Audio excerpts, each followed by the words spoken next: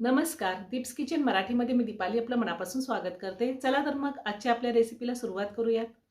तर आज मी तुम्हाला मिक्स कडधान्याची सुकी भाजी म्हणजेच उसळ करून दाखवणार आहे। ही उसळ आपण सकाळी टिफिनसाठी सुद्धा करू शकतो, अगदी झटपट होते। तर यासाठी आपल्याला काय साहित्य लागणार आहे ते आपण पाहूयात। मी इथे 250 ग्रॅम मिक्स कडधान्य घेतलेले आहेत, मोड आलेले कडधान्य आहेत।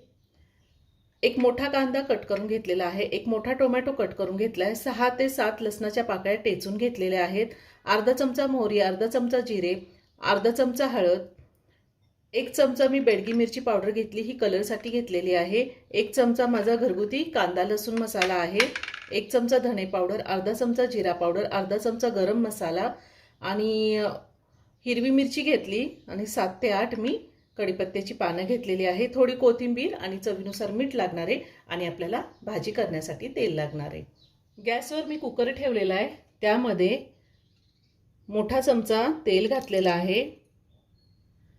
मी ही उसळ कुकरमध्ये करून दाखवणार आहे, तुम्ही वरती कढईमध्ये सुद्धा करू शकता। तेल गरम झाले, तेलामध्ये आपण मोहरी आणि जिरे घालूयात। मोहरी जिरे चांगले तडतडले, त्यातच मी हिरवी मिरची आणि कढीपत्ता घालते, टेचलेला लसूण घालायचा आहे।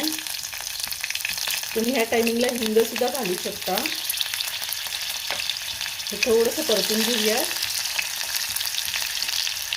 लसूण असा टेचून घातला की खूप छान टेस्ट येते। कांदा घालूया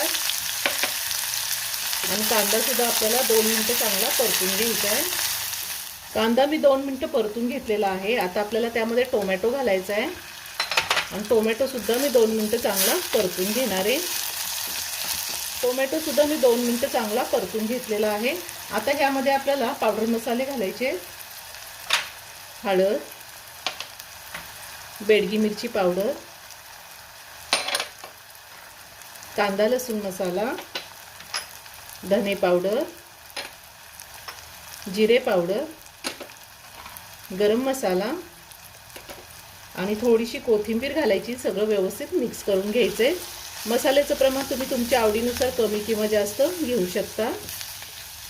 आता ह्यामध्ये आपल्याला मोड आलेले कडधान्य घालायचे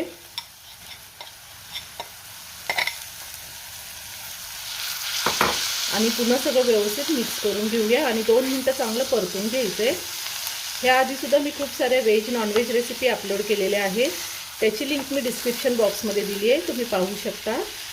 अजूनही तुम्ही माझं चॅनल सबस्क्राईब केलं नसेल तर नक्की सबस्क्राईब करा आणि शेजारील बेल आयकन क्लिक करा, म्हणजे मी ज्या रेसिपी अपलोड करते त्याचं नोटिफिकेशन तुम्हाला मिळेल। आता चवीनुसार मीठ घालूया, मिक्स करून घेऊया। आता कुकरचं झाकण लावून मी कुकरच्या 3 शिट्ट्या करून घेणार आहे। आता तुमच्या कुकरच्या शिट्ट्या जर लवकर होत असेल तर तुम्ही जास्तही करू शकता, म्हणजे तुमच्या कुकरच्या अंदाजे तुम्ही शिट्ट्या करून घ्या। मी थोडंसं पाणी अजून घालते, किंचित पाणी घातलेले अजून। कुकरचं झाकण लावले, गॅसची फ्लेम मी मीडियमवर ठेवलेली आहे। कुकरच्या 3 शिट्ट्या झाल्या आहेत आणि कुकरचं प्रेशर सुद्धा पूर्ण निघून गेले। आता मी कुकरचं झाकण काढते। आपली कडधान्याची उसळ तयार करून झालेली आहे। वाटाणा सुद्धा एकदम छान शिजलाय। वरतून थोडी कोथिंबीर घालते आणि पाण्याचं प्रमाण सुद्धा एकदम व्यवस्थित आहे, अजिबात भाजी खाली लागलेली नाही।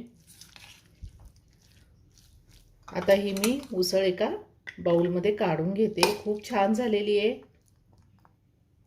तयार झाली झणझणीत आणि चमचमीत अशी कडधान्याची सुकी भाजी म्हणजेच कडधान्याची उसळ, खूप छान झालेली आहे।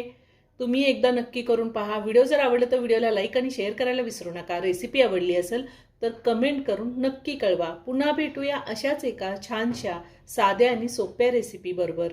धन्यवाद।